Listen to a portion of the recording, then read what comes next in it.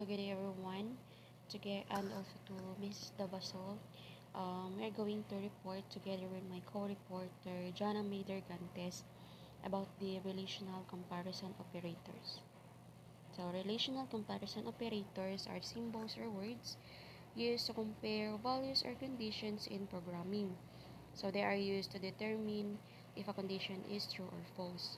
So for example, you can relate the two values by determining whether they are equal, unequal, less than, or greater than, etc. So these are the examples of relational operators in the C language.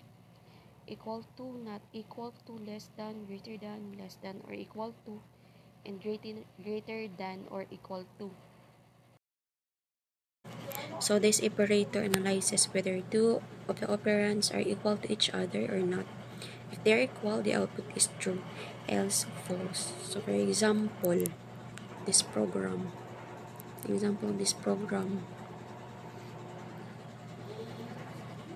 So diri, ang num1 is equals to 2, and then ang num2 is equals to 2. So therefore, equal sila.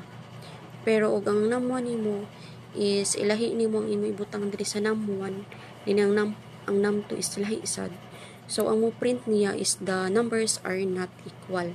So nga to gigamit diri nga statement is if else statement. 2. So this operator is represented with this symbol, not equal. So it checks if two of the given operands are equal to each other or not. So if they are not equal, the output returns true, else it returns false. So these are the example program. So ang ato gigamit gihapon diri is kaning FL statement gihapon. So nagamit ang scanf if we inputted number. So base output ang ako gi-input is 4, and then ang the second one is 6. So therefore the numbers are not equal.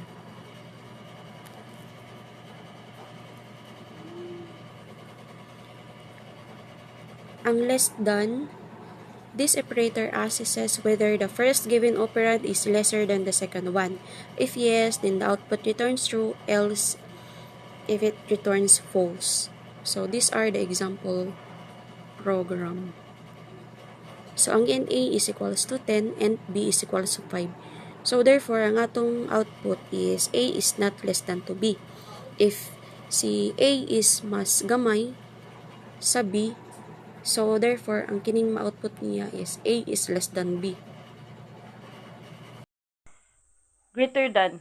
This operator checks if the first given operand is greater than the second one. If yes, then it returns true, else it returns false. For example, 3 greater than 2 will return true, but 3 greater than 4 will return false. Simple program. A is greater than B. The output is A is not greater than B because the value of A is 5 and the value of B is 10. Greater than or equal to.